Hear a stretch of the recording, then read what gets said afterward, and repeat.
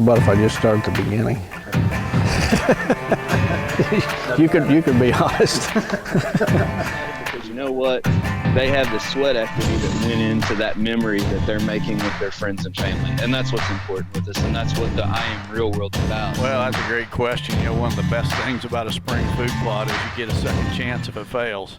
Chasing Giants with Don Higgins. Brought to you by buyafarm.com, your source for farm, recreational properties, rural homes, and more. By tapping into Don's years of experience, dedication, and commitment, Chasing Giants focuses on the techniques, strategies, and dedication needed to harvest one of God's most amazing creations, world-class whitetails. Now, here is Don and co-host Terry Peer. Well, welcome everyone to Chasing Giants, episode 43, brought to you by buyafarm.com. I am Terry Peer with Don Higgins. Don, it is December 20th. It's Christmas week. It's Christmas. Have you been a good boy, Terry? I don't think so. Well, I hope I have, but I don't know. Depends on who you ask, I guess. But my wife says I've been good, so that's all that matters. I make her happy. well, I was going to get you a couple cows for Christmas, so you can put them in your food plots. There you go. Well, Live decoys. Why don't you get me something I don't already have? How about that? Yeah. Well, it's December. It's December 20th, Christmas week. This episode tonight, episode 43, we're going to bounce around a lot. One of the things that happened over this last week, obviously we're getting more questions than what we can use, but you and I talked earlier today. We got some really cool questions this week, and we couldn't narrow them down, and we actually are going to try to get in 4. But we got a lot of different things we want to talk about, hit and miss, and so we're going to try to keep this going as fast as as informative as we can tonight. Before we get started, though, we haven't talked about this, but I think that we need to take a second and just offer a real quick apology to all of the YouTube podcast listeners, because we had a little accident on YouTube this week with accidentally hitting a monetize button on the podcast, and didn't mean to do that. yeah, you was reading my mind because I just now made myself a note of that right before we got on live, and I guess I got a message from someone that said they had to listen to 19 ads in one podcast. And I called Steve Shields, and we had a button clicked that shouldn't have been or something. And so hopefully you guys can listen to these now without ads, period. So we apologize that was not intentional. You guys know our intent with what we want to do, and making somebody listen to 19 ads that we can't even control on the podcast is not our intent. So we're learning as we go. We appreciate everyone's patience, and letting us know, but that definitely wasn't intentional. There may be some opportunities that the other videos on the Chasing Giants with Higgins Outdoors YouTube channel might be monetized, but we definitely don't want you to have to sit through 19 of them on an hour-long podcast. Yeah, so hopefully that's been corrected. Yeah, so it's one of those weird things. We can't control it. And when we clicked on it, I guess it's based on the length of the video or the download, and it just kept pumping them in there. So sorry about that, everybody. Just wanted to get that out of the way. Don, I was actually at your house yesterday, and you weren't back yet. You were on the road. Walk us through what you went through this week, because you didn't get any hunting in, but you saw a lot of deer woods. Yeah, I did. I've got to think back where I started my week. Where the heck was I? I think I was on an Illinois property on Monday. Then I went to an Indiana property on Tuesday. Wednesday, I drove to Kansas, and I was in Kansas Wednesday, Thursday, Friday, Saturday. Today I drove home, but I stopped in Missouri and looked at a property there. So those were all consulting visits for different clients. And I'll tell you what, once again, I met a bunch of great people. And, man, I wouldn't trade what I do for anything. I'm doing what I love, and at the same time, I'm meeting some great people and hopefully helping them reach their dreams. Yeah, it's people who travel for their work understand what you're going through right now, but I know at certain points in my career with my day job, I was on the road a lot, and for those people who do it, they can appreciate it, that you don't sleep good at night, you eat just a bunch of junk fast food, and man, it's nice that day you pull into the driveway like you did about 2 hours, hour and a half ago, and you get to sit in your own recliner or lay down in your own bed and hopefully get a good night's sleep. You've been hitting it pretty hard this week. Yeah, I'm ready for my own bed, but give me. I'm probably going to work local here this week, Christmas week. I've got several consulting jobs that I can do and drive to them each morning and then home and be in my own bed each night. So that's what I'm going to do here in the few days before Christmas. Yep. And after Christmas, I'll probably be back on the road again somewhere. Yeah, I darted in yesterday to your place. You have a test plot that we have for Real World that has 8 varieties of plants in it, and I wanted to get a cell camera on there. So even though it's in a place we can check, I'm using some software right now that's going to do some analytics for us about times, and since the deer are hitting the test plot really well, I'm going to be looking a little bit about how the software works. But, yeah, I darted in there, said hi to your wife, Miss Robin, and darted out pretty quick, and then did some cell camera moves and hung some new cameras on another piece of property, and went by and stopped by and saw our friend Mr. Teets and picked up my deer meat from my Illinois shotgun buck, and actually picked up Steve Shields and Patrick Simpson's. I had a whole load of deer meat coming back from Illinois yesterday. Well, if you'd have broke down, you'd have been set for 2 or 3 months. Yeah, I wouldn't have gone hungry. We might be able to bribe somebody to help me with some summer sausage. So yeah. So, real quick, I do want to let everybody know that the March 13th masterclass is full, I believe, right? Yeah, it is full, as is the one on the 20th. So, okay, both are filled. Yep, there's a few openings on the March 27th class, and both film school classes already have students. One in May, one in August. So, anybody that's interested, you better hurry. All right. Well, the last housekeeping thing that I know everybody's kind of anxious to see is the last episode. We actually left it up to the listeners to decide if they wanted to hear you debate somebody about mechanical versus fixed broadheads. And Wednesday, we put it up on your Instagram and let people take a poll. And I was actually shocked at the results of it. I wasn't sure what to expect, but and I didn't really care either way. I can drop it or continue arguing, but the results was 79% of the people wanted to hear a debate, 21% did not. So I guess we're going to do a debate. The thing of it is, we're not going to spend an entire episode on this thing. 10 or 15 minutes is probably good enough.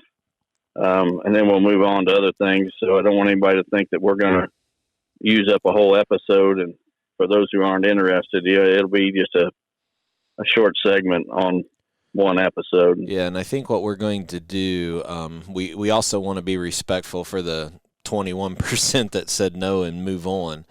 So I think what we'll probably do when we let people know when this episode is we'll obviously let people know at the beginning of the episode, but we'll do it at the end.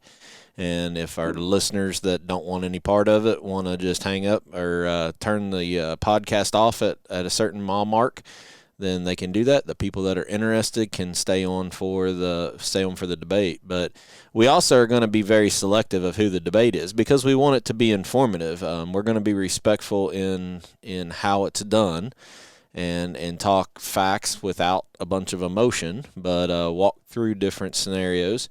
But we want the people who might be interested in doing this debate to reach out to us. And I think the best way that we found for people to basically put their name in the hat for it is actually use the question section for the podcast on Higgins Outdoors. Isn't that what we decided? Yeah, they can, where you would submit a question, just Yep. go ahead and if you're interested in debating, or if you know someone, especially someone in the hunting industry, you might point them in our direction. Someone made the comment that for the debate to be fair, it needs to be someone with some notoriety that shot a lot of big bucks. And, you know, whoever it is, we're going to treat them right. We're not going to rake them over the coals too hard. Give them a fair chance to state their case. And who knows who it'll be. I guess we'll know eventually. Yeah, and we want it to be informative. We want it to be respectful. I mean, I've taken this last week with some of the problems I've had with these cell cameras a little bit, I guess a little bit over the top as far as the comment we talked about last week, where we're here to serve the hunting community, not the hunting industry. And we're coming at it from a perspective that we're trying to do this to educate people so they can make the decision that's best for them, and based on a lot of experience. So that's what it's going to be about. We hope that somebody with at least it's got to be somebody that shot some big mature deer, and a lot of them, because one shot on one deer isn't going to be a good comparison for what we want to talk about with all the different scenarios. So if you're interested, or you know somebody that you think would make a good candidate, I don't know that Don or I are going to spend any time going out trying to recruit somebody for this. So if you all want to hear this, you all got to get, put the people, make them contact us. We're doing this at a request basically from that many of our listeners, so it's on you all to go find the right person to put them in touch with us. That way we can make this arrangement, and we'll probably do it late winter on one of the episodes there. So sounds like a good plan to me, Terry. All right. Well, we did our December segment of making good stands great stands at the end of the episode last week, and I want to get that in on the beginning of the episode because I really want to try to get these 4 questions in tonight. So what do you got up your sleeve for advice if somebody has a good stand? It's a stand that is obviously in the spot that they want. They just want to make it great. What's another thing that we need to be thinking about in the off season to make a good stand location a great stand location? Well, tonight we're going to talk about stand access, Terry. Okay. If a stand does not have good access, it'll never be a great stand. And the off season is the time to work on that access if you need to. One example is here in farm country, a lot of times access to a stand, or good access, is across a wide open ag field. But sometimes that ag field may not be on the same landowner as who owns the woods where you're hunting. So you need to cut across the farmer's field, in other words, to get to your stand. Well, this is a good time of the year to talk to that farmer and let him know, the situation. Say, hey, when the wind direction's this, I need to cut across your field to hunt my stand. Would that be all right? Secure that permission in the off season, because if you don't have good access, you don't have a good stand, and you're certainly not going to have a great stand. Maybe you need to cut some brush so you can quietly slip into where your stand's at, or just whatever it takes. If you don't have good access, you don't have a good stand. So the off season is a good time to get that done. I know one of the things that we face around where I'm at is, the guys that have rut stands, or maybe a stand that's just inside the woods. Field edges are a little bit easier, right? But when we're hunting back inside timber, the rose bushes, thorns, dead limbs, all of that stuff that falls down and grows in the undergrowth that ends up making it just crazy noisy getting into the stand. A lot of that work could be done right now, and should be done right now. I mean, this is the time of the year you can get away with taking a chainsaw in, or whatever you need to. You can clip off those rose bushes that you were talking about and spray the stump of that rose bush to kill it. Mm-hmm. You don't want to be in there spraying chemicals that the deer can smell right before season. Get in there now while the leaves are off of the trees and the bushes and they're dormant, and get that access path made to your stands. Now, one thing I'll caution people about is sometimes you'll clear those access paths to your stand, and the deer, it'll be an easy path for the deer to follow as well, and that access path becomes a deer trail. So you got to just kind of be careful what you're doing, and if you give them at the same time you're clearing your access stand, you clear a path where you want the deer to go, really close to where they're traveling anyway, and make it easy for them. A lot of times they'll use that and not your access stand or your access trail. Right. There's another little tip that I've noticed on your place, and we haven't talked about this, so I'm blindsiding you like I normally do. But when we talk about access into a stand, there's a lot of situations where guys might use a cattle pasture, open field to get to a wood section, but they have to cross a woven wire fence. One of the things that you've done on your farm that I really like, and it's very, very simple, is taking angle iron and basically making a little step beside a post. So I don't know if everybody can understand kind of I got my arms waving around, but that doesn't do any good when it's just audio. But basically you got two stakes with a cross member. So it's a U shape, and you take the open end and drive it into the ground beside a post on each side of the fence. So it basically gives you a step to hold onto the fence and step over that woven wire fence to get in. That's a really cheap, easy way that if you have to cross a fence and you don't have a gate to go through to not only protect that camo from ripping the crotch out of it on barbed wire, but also get in and out a whole lot quieter instead of having to deal with, trying to climb a fence. That's another thing that could be done right now. Right. Yep. So I've gone over those things quite a few times over on one end of your property, and I'd never seen those before. So I know that there's been people do stuff like put pool ladders and everything, but this is a really, really rigid way of giving you a step and easy access to cross over a fence. So anything like that you can do right now, start planning the entrance and exits to those stands now with different wind directions, and have that plan and implement it before it gets in and out of February. I think you'll be way, way ahead before next year. Yep, for sure. All right. So what else? We got a little bit of time here. What else we want to touch on a little bit? Can I talk about my cell cam test a little bit? Well, you know what? We actually got a question that leads right into your cell cam test. Well, why don't we do a question before the buy farm, and you can ask the question now, and we'll talk about cell cam, and then we'll do the buy farm, and then we'll do the other questions. Will that work? Yep, let me find the one that was see, folks, I got him all out of whack and changed the order on him. It's going to work. I got her. I got her right here. All right, let's hear it. This question comes from Curtis Vance from Paxton, Illinois. Okay. Curtis says, Terry and Don, thank you for all the content in the podcast. It has opened my eyes to many more things in the whitetail woods. I have more of a statement than a question.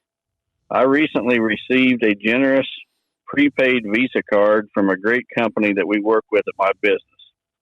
I was wanting to use it on 2 Wise Eye cell cams. Based off your guys' input and my own, I was ready to try them. My card didn't quite cover the cost of 2, but I was obviously willing to pay the balance. The way it was set up, the card was being declined since it was less than the total. So I got in touch with them at Wise Eye, and I received an immediate response from one of the owners.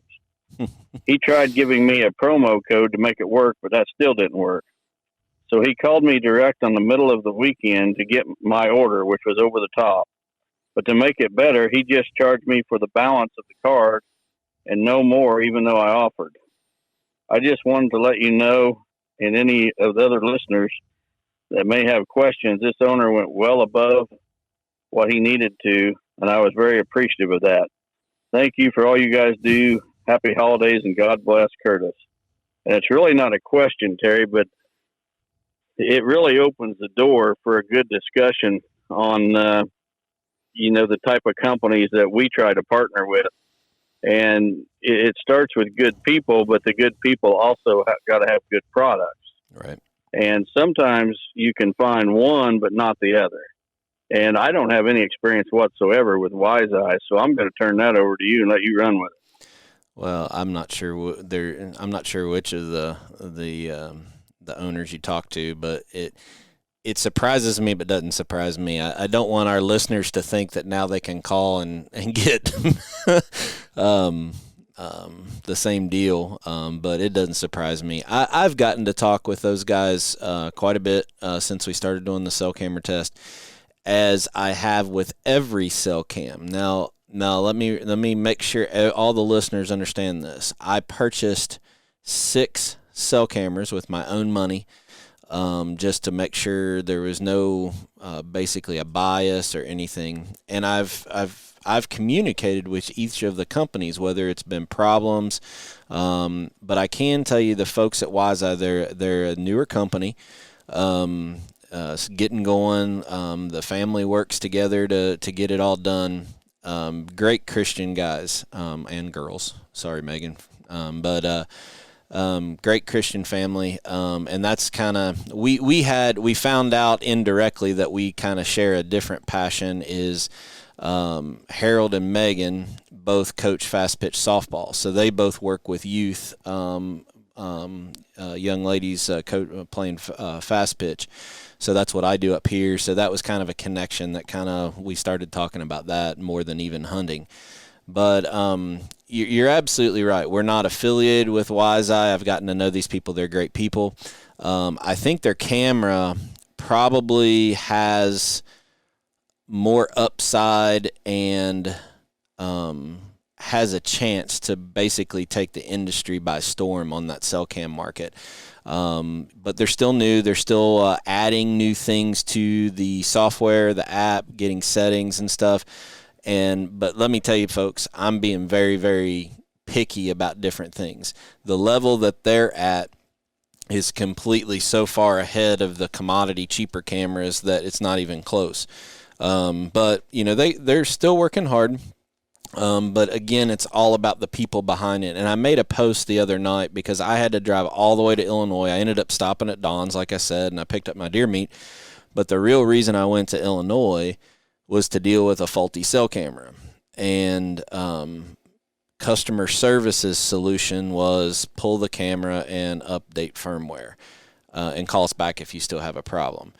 And I made a point of a post yesterday that the 2 companies that are ranked in the top 2 out of the 6 are the 2 companies that when I called them and asked them a question, whether it was a problem with the camera or I'm just trying to learn about the camera, they talked personally I talked personally with the ownership team, the family, the people that work there, and they tried to walk me through something instead of just giving me a standard answer and saying, calling me back.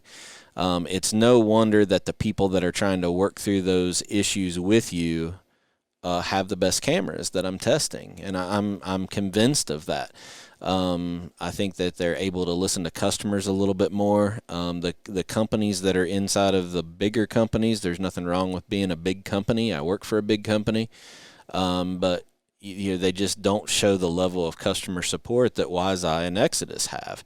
And I can say that the folks at Exodus have been great also. Exodus does probably more for trail camera training overall than anybody in the industry. If you watch their YouTube channel, half of their stuff, well, probably even more than half of their stuff isn't even specific to their camera.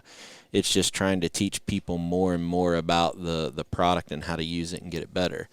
So long story short, Curtis, it really doesn't surprise me. That family is just super people. I'm happy that this silly cell camera test that I did introduced me to the family.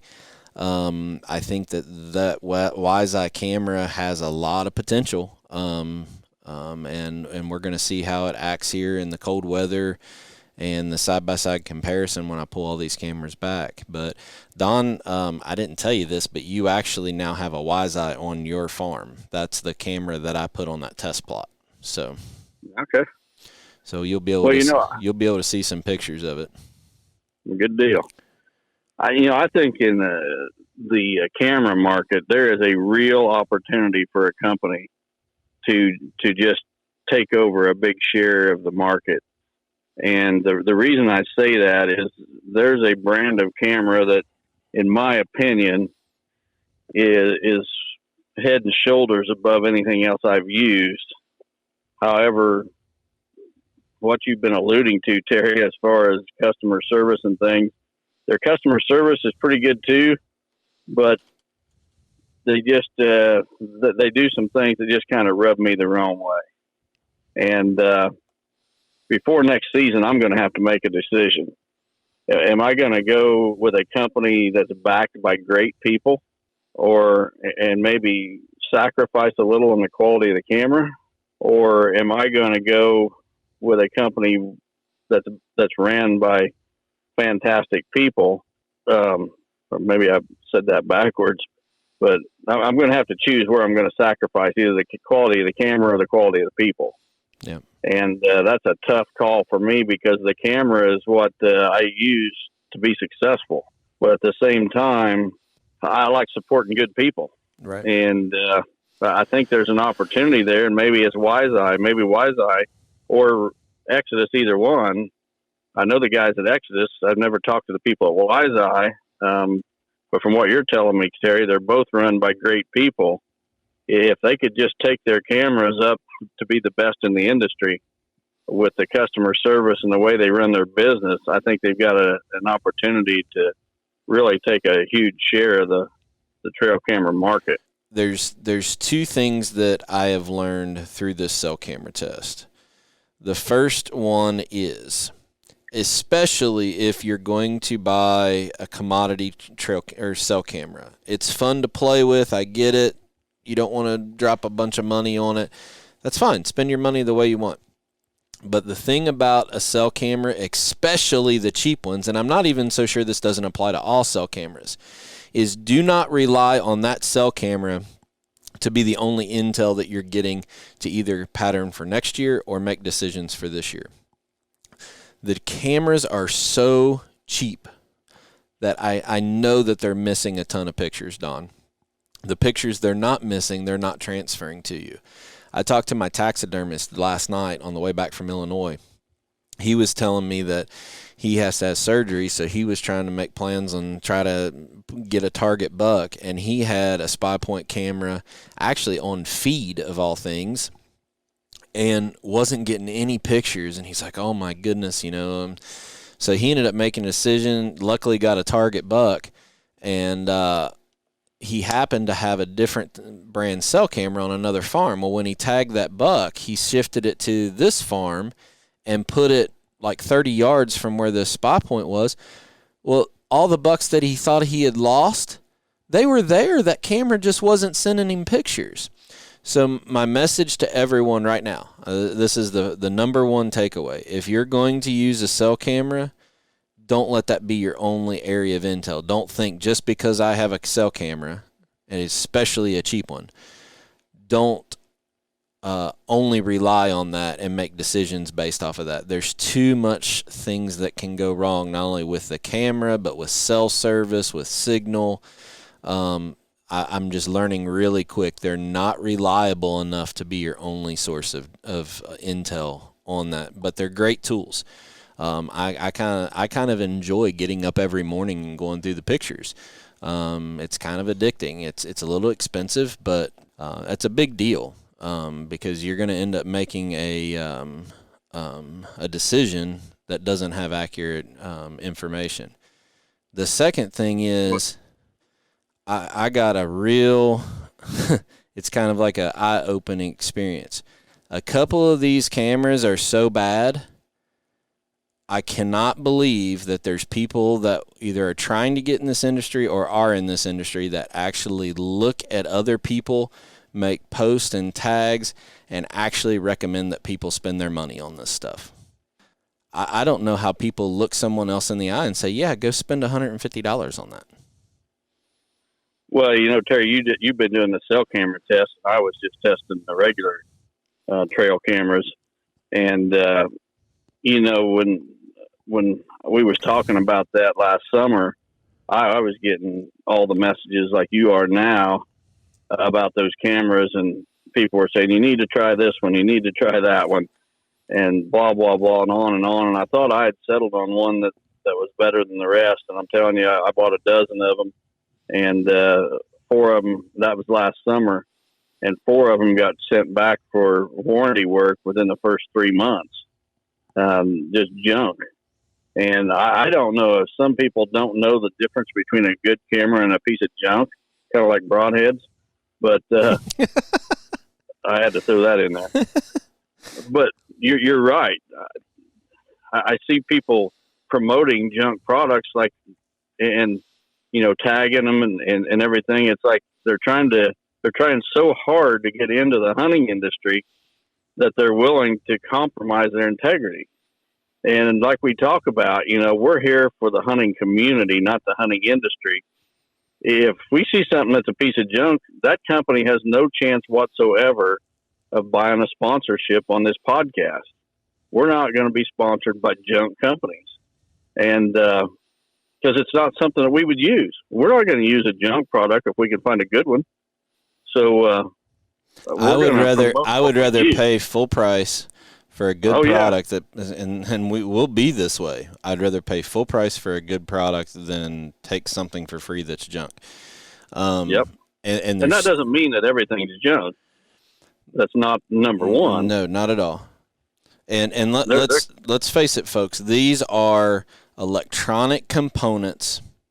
Okay, so you're people don't realize that cell camera is a DSLR camera and a cell phone. A regular camera is a DSLR camera inside of a plastic box that sits out in the weather, out in the cold, and has to function appropriately. Furthermore, people don't handle these things very well. They think, it's inside of a hard case that when I'm putting the strap and tighten it up, I can let it fall and bang the tree, or I can throw it in backpacks and let them rattle around. I leave batteries in them all year long and get the moisture and the corrosion in it. Folks, these things are electronic pieces. They're not going to be perfect. So what I'm looking for in a trail camera is I know it's going to have trouble at some point, but I want to minimize the amount of trouble that I'm going to have. But when I do have it, it's got to be somebody that can stand behind it. And, the bottom line is, there's a couple of these companies, and especially in the cell camera world, it's a race to the bottom as far as how cheap can you go. And I'm telling people there's a couple of them out there. I'm just going to flat out say it's not worth the lithium batteries that you should go buy and put in it. BuyAFarm.com is your source for farm, recreational properties, rural homes, and more. Now, here is Don Higgins with this week's featured property. Okay, this week's featured property is 82 acres in Jackson County, Illinois, just outside of Carbondale. The property is like 56 acres, more or less, of woods and 26 acres, approximately, of cropland that could be for income, through CRP or renting the farm ground or whatever you might want to do. There's a creek that meanders through the wooded portion of the property. Excellent deer and turkey hunting. The property is just outside of town of Carbondale. So if someone lived in Carbondale, this would be a great hunting property just at the edge of town. All the mineral rights are going to transfer. Taxes are just a little over $1,000. There's road frontage on a nice road. One of those properties that's close to town that ought to appeal to someone in that area.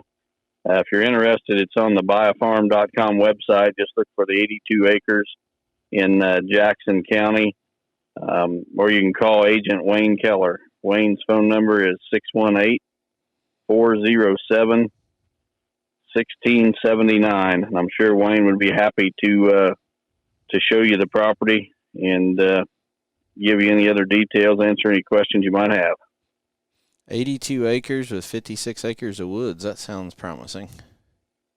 Yeah, the 26 acres that could be put in CRP and designed, put the food plots where you want them on that 26 acres, put CRP around the food plots to hide them. Lots of different options there. Yeah, so if you're interested in that, it's Jackson County. Just search Jackson County on the buyfarm.com and or check them out on their Facebook page. But cheap taxes, lots of woods, potential income. Doesn't get any much better than that, so go check it out. Yep. For sure. All right. All right. You ready to work through these last three questions? If they all take as long as that first one, this may be a 2-hour podcast. Nah, we got plenty of time. We're doing good. Okay. The next question is from Logan DeGroot from Grafton, Illinois. Logan says, "Hi, Don. I first want to congratulate you on your success this year. The story of Mel was amazing and the video production was incredible. My question isn't going to help me or anyone kill a giant, but rather get inside your head and maybe change people's outlook on the process itself. Given the recent successes, I am curious as to how you celebrate the harvest of your target bucks. Is it a quiet night reminiscing the steps and moments that made it possible and face the realization that chase is over? Is it a party celebration with your buddies because you reached your goal? Or do you just get straight into planning the next one? Would love to hear both you and Terry's thoughts on this. Thank you and God bless, Logan." Take a nap. Well, that's a good question, Logan, because I really never gave it any thought about celebrating. When I shoot a big buck, the first thing I do is thank God for, allowing me to hunt, chase my dreams, and be successful. I probably show my bucks after I've killed them to fewer people today than ever. It's kind of, I don't know, it's kind of just a personal time of reflection. There's a bit of satisfaction knowing that you've outwitted a mature buck on his home turf. Did it with a bow. I really, celebration, I don't even know if that's the right word. There's a feeling of satisfaction, but I don't know that there's too much celebration. Sure, the family and close friends that do get to see it, I guess there's a little bit of celebration with them. And boy, I don't know what more to say, Terry. How do you celebrate the bucks that you kill? When I shot the deer this year, it was probably more emotional than anything because of what I've been through physically trying to even have a chance to even hunt, much less get a buck. So, from the tree stand, as soon as I saw him drop and knew he was down, I just picked up the phone and called my wife. Don't usually call her, but she gets a text, and it's you have to thank the people that put up with what we do, and she puts up with a lot. So that's usually the first thing. The second thing is I don't know that I would say it's celebration. There's so much other work that's involved in what we do. Getting the animal out, making sure you take care of the meat, make sure we take care of the cape. With me hunting in Illinois, there's even an added situation where I have to cape the whole skull out because I'm not allowed to bring the bones back across the state lines. There's no invite all your buddies over and sit around and lean on the bedside and talk about it all night. I've never done that. I guess as you get to the stage that maybe you're at or that I'm at, maybe that's because the circle of friends that really knows the details about what we're doing and the deer we're after is a lot smaller. So there's not all those people there. We're not part of big hunt clubs, and we don't have deer camp. I know that's a big thing in certain parts of the country, but for me, it's just business as usual. I mean, when you shoot the deer, that's only one step of the things you have to get done, and you just keep working. And when that's over, it's reflect and then move on. I don't really have a big party, but I do involve the people that help me get that. Whether it's my wife, my friends, that's a special moment that you do get to share with your friends and family. Mm-hmm. Well, anybody that watched the Mel video, heard me say that the older I get, the more important the chase is, and the less the kill means to me. And that, when I was younger, I heard other hunters say that, older hunters, and I really never got it, because at that time it was all about the kill for me. I mean, to some degree, I love deer hunting, but the reason I was deer hunting is so I could kill a deer, and hopefully a big one. But truly, in the last decade or so, the chase has become so important to me that it is almost sad when it's over. This stuff you see on TV or social media where somebody shoots a deer and they start fist pumping or just acting like fools. I never have done that, even when the kill was more important. I still didn't do that. And I sure as heck don't do it today. There really is a bit of sadness that challenge or that chase is over. And, Logan says something, do you go straight into planning the next one? Well, the fact of the matter is I'm already planning the next one. Before you shot him. Exactly. I mean, I'm like right now, I've got my eye on at least 3, probably 4 different bucks that I plan to chase next year in Illinois, and we've only got a 2-buck limit. So the best I could do is kill 2 of those, 4. So I mean, I'm always chasing other bucks, even during the time that I'll shoot one.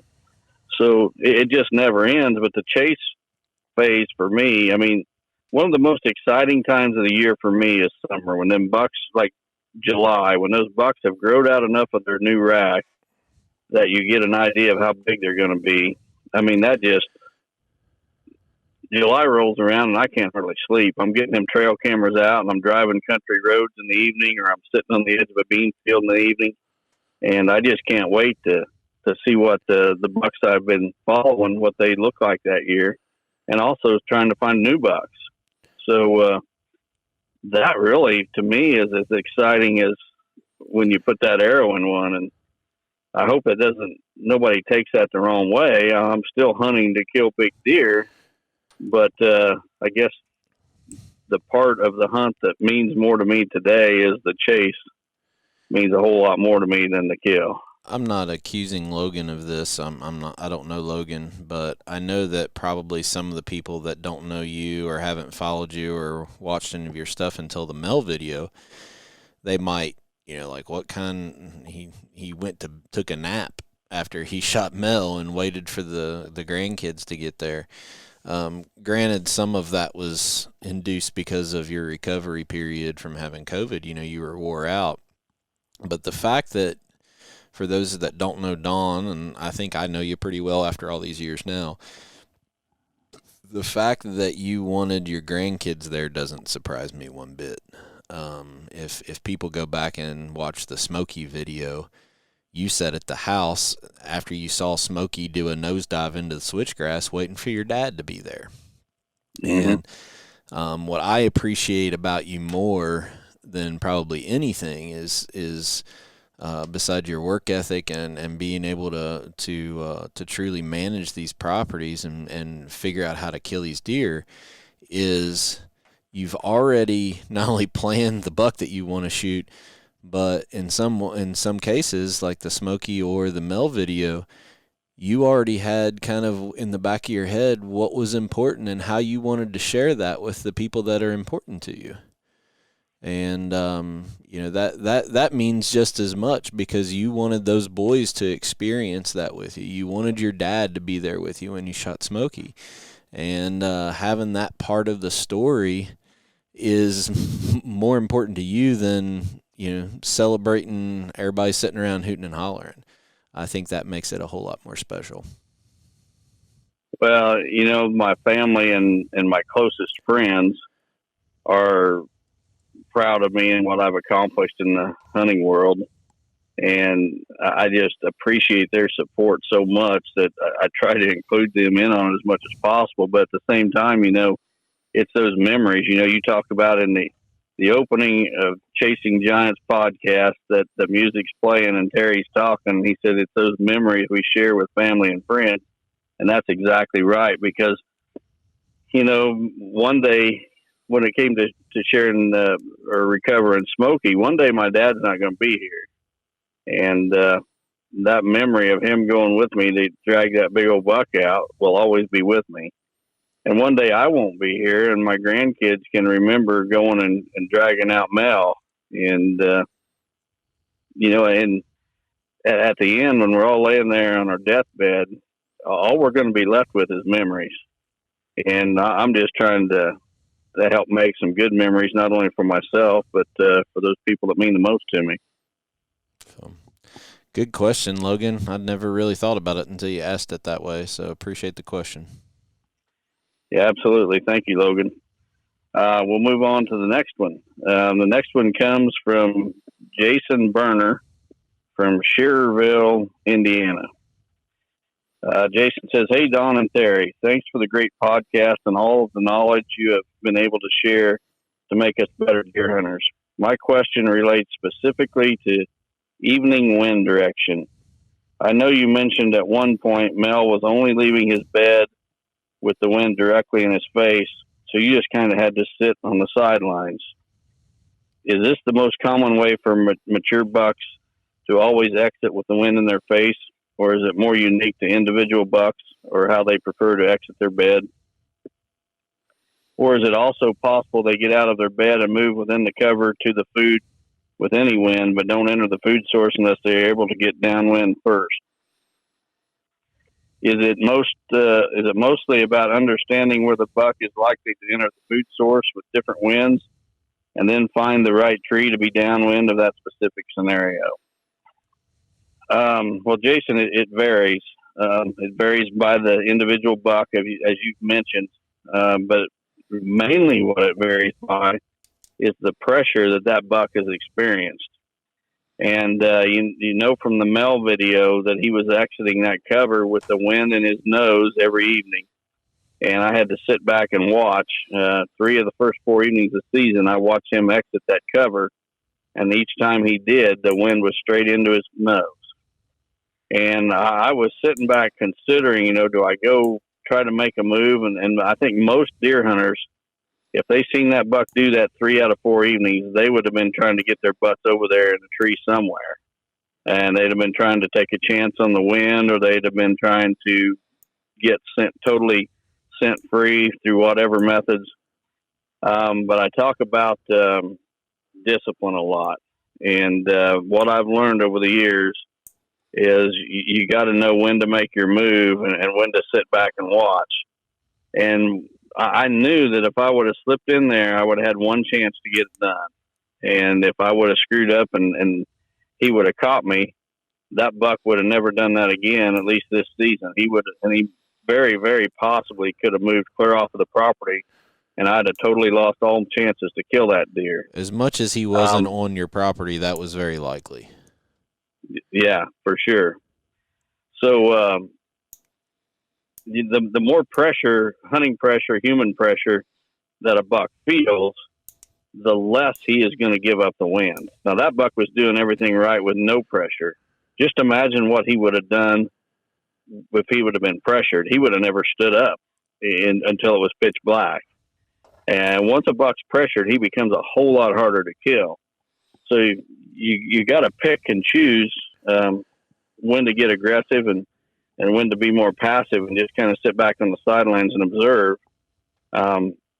But to get back to your question on how they play the wind, it's just different scenarios, different individual bucks. One buck may never move before dark if he doesn't have the wind in his favor. And another one, might if if he's in a place where he feels safe and has never been pressured. So it just varies a lot. Good question. Have anything to add there, Terry? Nope, I think you got it. All right. Well, we got just one more then. Okay.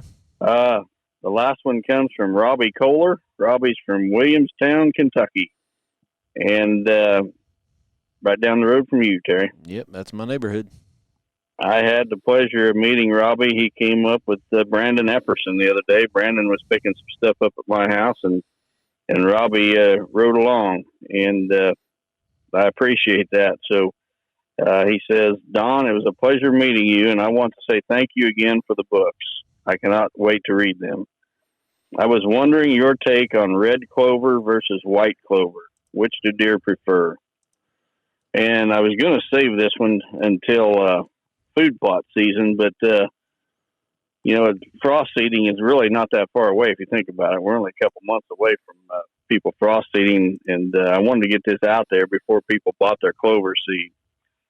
So typically white clover is a shorter, more tender clover. A red clover is a taller, stemmier clover. And in most cases, deer like a white clover or ladino clover better. But we just happened to stumble upon a situation where we found a red clover that deer absolutely devour. It happened by accident right here on my farm. My neighbor had planted a new pasture mix. He had taken a rolling field that he'd been farming that was a little bit rough, and he put it into pasture, and he sowed a pasture mix. And it was not that far off of my property, and what I noticed was the deer on my place were leaving every evening to go feed in his pasture mix. Well, I got to doing some checking, and what they were doing, they were eating the red clover that was within that pasture mix. Well, I asked him about where he got his seed and things, and I tracked down that specific variety of red clover and then tested it on my farm, and sure enough, the deer were just destroying that stuff. And we actually then added a percentage of that into our clover and chicory blend. I think we got 3 different clovers in there right now, along with the chicory. But one of those clovers is a red clover.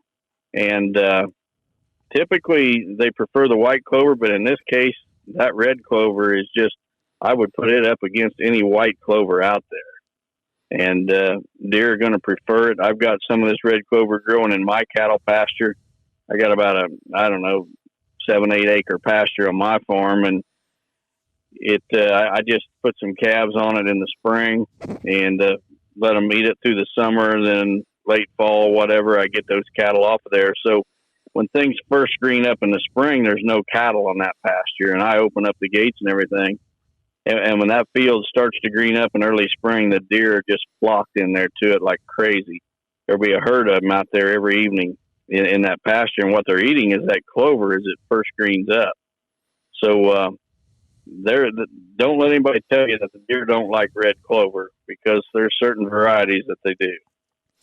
I think the key thing you just said there was certain varieties, and maybe we need to get Dwayne Hopkins, our seedsman, on. He can talk about it a whole lot better than we can, but the thing that people don't know is when they say a red clover or a white clover, how many different varieties inside of red clover, white clover, and ladino clover there are.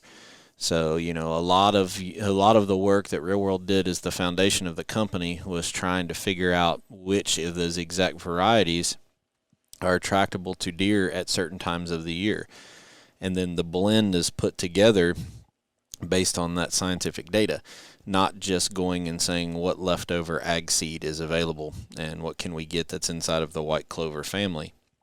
We want different types of clover to be peaking in attraction and palatability all through the year. So that's what sets us apart a little bit. So I don't want to turn it into a Real World ad, but when you're talking about different types of clover, just understand, you go to your southern states or your local ag store and say, I want ladino clover. Nobody, including them behind the counter, knows what variety usually that is of that ladino clover. So, Terry, we could almost take this in the in this topic in the same direction as the cell cams. You know, there's people out there that'll buy into a certain brand of clover, and they just swear it's head and shoulders better than anything out there. And really what they bought into is the marketing behind that brand. How can you say it's better than something that you've never planted? Have you planted them both side by side? And that's exactly what we did at Real World. We got our hands on every variety we possibly could of clovers, different clovers, white clover, ladino clover, and then even some red clovers, crimson clovers, yellow sweet blossom clovers. And we let the deer tell us what to put in the bag. We didn't let the price of what it was going to cost us determine anything. It was 100% about quality. So just thought I would throw that in there. Yeah. Robbie, glad you had a good road trip with Big Ep, and at least if you were riding to Don's house, he didn't have you painting on his house. I know every picture that I've seen here lately, all of his buddies have been over there trying to help him paint trim on his new house to get him moved in. So hopefully you got a night off from that. Brandon gets that house done, and he's going to need a woman. He's going to have a big brand new house, and I think he said there's 5 bedrooms in it. He's going to have to find him a lady. Yep, I guess that's next on the priority list. All right, well, thanks for your question. So we've bounced around a lot. As far as hunting, I know we keep talking about this. The bucks that I'm seeing, there's a lot of just last minute, right before dark movement going to food sources right now. But I know some of the country, I know Michigan. I don't know if Michigan got hit, but New York and parts of Pennsylvania got a whole lot of snow.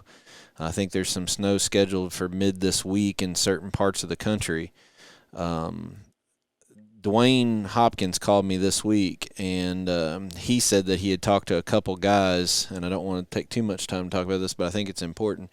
He said he talked to a couple guys that, we've been really warm here the last, 4 weeks, maybe even 6 weeks since the beginning of November, and they mentioned that, they were really disappointed about how much the deer were hitting the soybeans. They had soybean plots out, but that's all they had out. They didn't provide a diverse food source.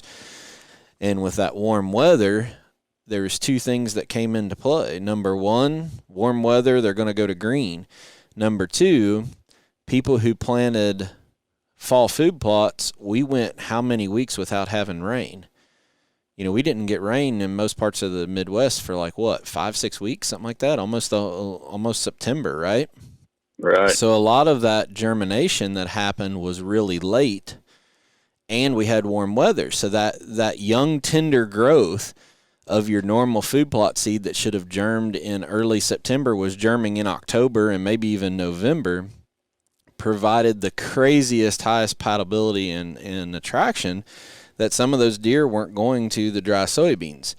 And I talked with Dwayne, and I'm like, that's a perfect example of why one of the reasons we put diverse food plans together for these deer is because we have no idea what that weather's going to be like, first of all, during planting season, to know that you at least got something that's successful, whether you have drought or floods.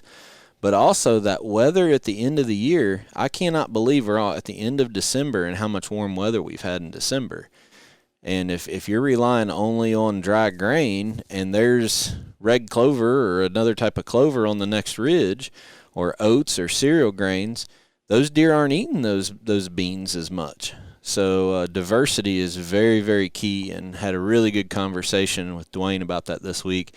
I told him that we need to probably write a pretty detailed blog on that for our listeners to go and read at on the Real World site this spring. So it's kind of interesting when you lay out all the variables that happened this year. And if the weather right now was 10 degrees below normal instead of 10 degrees above, those deer would be all over them soybeans. They'd be on the beans and not the green, right? Exactly. Yep. So that's why you diversify your food plots. When you plant, you don't know what that weather is going to be, so you need to provide everything, and that's why I love that double cropping. You put the beans and have the green coming up underneath. That way, that food plot, they have everything there that they want. You just gotta, they have them going to the same place, not over there versus over here or over there. So provide that diversity in one spot. That's a very, very key point to laying out your food plot program for next year. So we'll Good advice. We'll get Dwayne to give us maybe some blog or maybe even do a video on it. So we got one more podcast before the end of December. We're going to finish up our series on Make a Good Stand Great. We talked about access tonight. I did get, before I forget, I meant to tell Steve. Steve stopped by my house and got his deer meat today. We've gotten a lot of requests after last week's episode for you to do a video about putting chains on your tree stand. So maybe that's something that you and Steve can film.